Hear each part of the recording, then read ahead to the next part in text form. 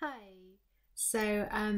Making an impromptu video to explore a few ideas that are very awake for me today, and no doubt it will kind of outfurl into something significant.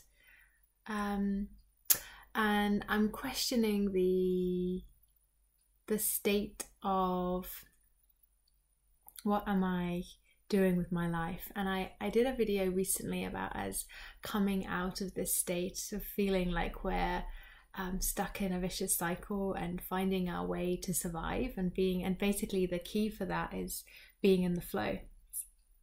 So today I wanted to do a small little kind of like a vlog really about that, which is I find myself in a state of flow through just stopping and through just being present with what my heart is leading me to do. Now that sounds really like really basic and really easy, but I'd like to say that for a few years it's not been easy to really reach a point where I can do that, and it's getting easier the more that I let go of society's expectations. And I wanted to just go a little bit into what that is, as I'm writing at the moment about it. And as I'm taking a break, I am so awake with inspiration. And society's aspirations are so deeply interwoven into our system that I actually think what we're doing now, it's not so much individual, it's really collective. Everything is really connecting. So the way that we're kind of detoxing and letting go of things, we are affecting the global conscious mass, well, particularly the nation or the kind of culture that you're in, affecting it for all people, because we're carrying ancestry and connections to our communal past in our blood and through our adopted belief systems or mannerisms. So it's really easy to be born to just naturally, when we're a child, we have this amazing, and I was witnessing this earlier as I was babysitting, we have this incredible imagination that just flies with like the most eccentric things, and you kind of wonder, like, this is like an alien in a human body, because like this person has not experienced a longer term kind of I want to say incarceration, but I don't mean it in such a negative way, but there is an aspect of which when we feel very connected in with a local climate or ecosystem, we become the product or part of that. And when you're a child, you're obviously like, you've just popped out of the void of space, so you're not at home so much in this environment. Hence, children are constantly adapting and learning how to be on this planet. So we've got to remember that we're also doing that through the rest of our lives. We often forget that. It's like when you've been to school, when you've learnt a trade or whatever, you feel that, we often think, oh, we've reached that. And often it's only the most wisest of those people who realize that they've never really reached it, because they can see beyond the little, like a narrow way, and you see through it, and then you see that there's just so much more, and we're always learning.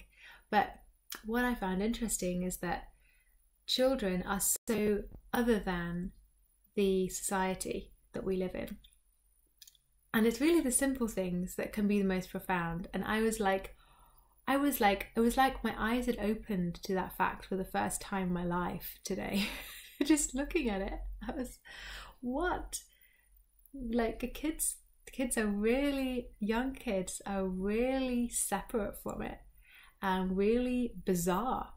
And I was reveling in that, just like gazing, like watching a movie, like, wow, I'm just like taking it in, learning. And then we adapt and we adopt, and we become like a produce of where we are, our environment. And that can mean that when we are honoring and bowing to different ways of doing things, we do become aligned with them, and so we find it hard to be authentic. And we're always talking now, like, that one of the key words is authenticism. How can you be true to yourself? How can you live your passion? And people are starting up their own entrepreneurial businesses and all of this.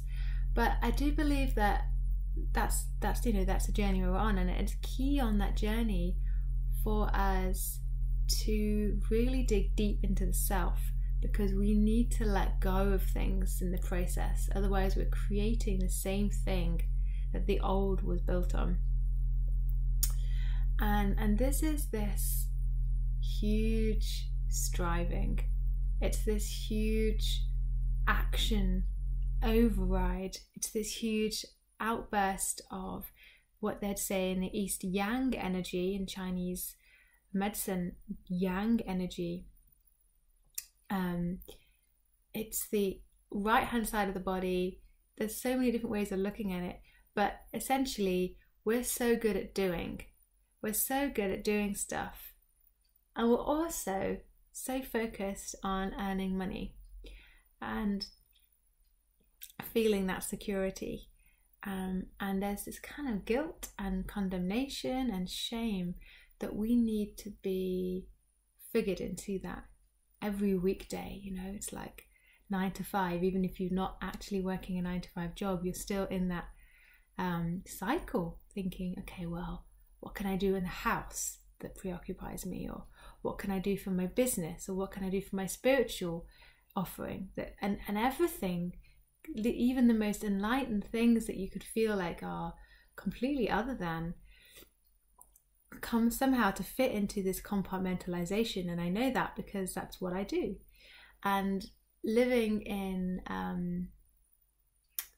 the outskirts of London, we're still pretty much in the catchment area for that vibration of commuter belt kind of traffic, and it hums around the working week, which is, London is more like, I don't know, 8 till 6 or 7, but generally that 9 to 5 rhythm.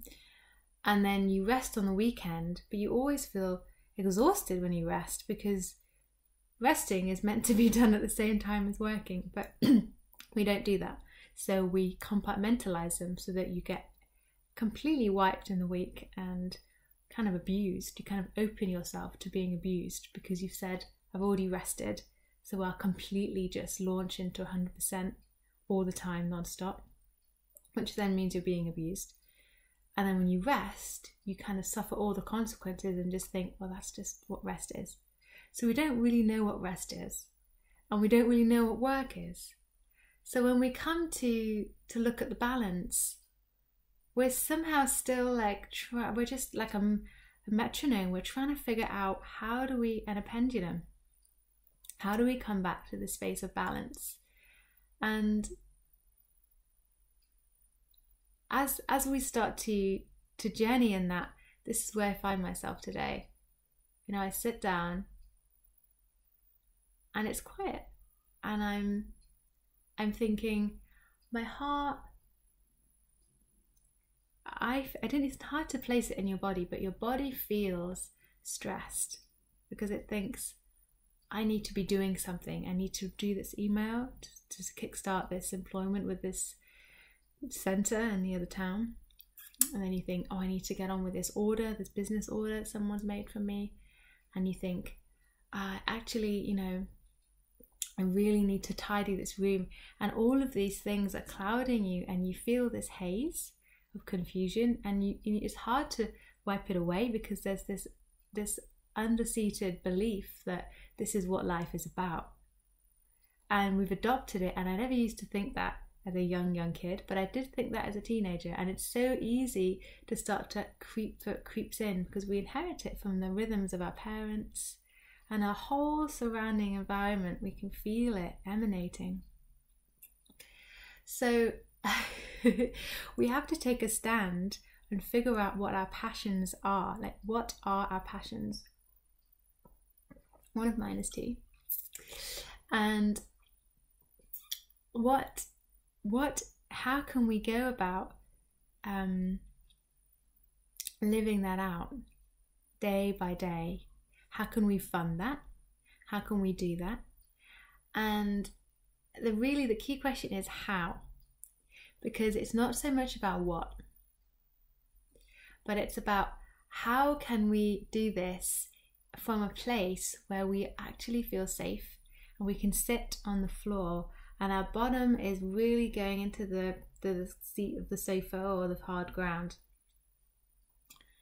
and we're letting the inspiration flow, and we're not setting impossible deadlines, we're not rushing, we're just expanding into the day and letting go of the control, letting go of expectations of what should happen, maybe making a list, but also yielding the list to the burning fire. These are things that are not generally seen in the workplace or often in the household you grow up in or in the church, or that often we are very, very controlling. We really like to confine and rigidify ourselves and over discipline ourselves. And we still think we need to do more of that. It really is a self-propagating vicious cycle. Actually, the kindness of the universe, the kindness of our own heart and where we come from, doesn't exist with any of those elements at all. And it's quite scary to let go of that, because it is going into the unknown. It's going into what is like a void, I would call it a cosmic womb void, a dark yin, which is the opposite of yang. It's a sort of female moist essence of, I don't know where I'm going, but I'm held in the tender breasts of the mother, and I'll be nourished from true life. And it's really surrendering that need for money and knowing that you walk hand in hand with wisdom for how to support yourselves. But we need to do this in a state of rest, and we need to know what rest is. Otherwise, we are just living in the same system that we're trying to recreate, but in a different form. We're just living in it in a different form. So what I wanted to say also was why I've decided to do what I'm doing and talk more about that. And I'm going to make another video actually, because now this one is running slightly longer. So I'm going to leave it there. And thank you for watching. And check out the other one I'm going to make in a moment if you're interested about why I'm doing what I'm doing and why I feel called to make chocolate. And I'll talk about other things that I'm up to as well. Bye.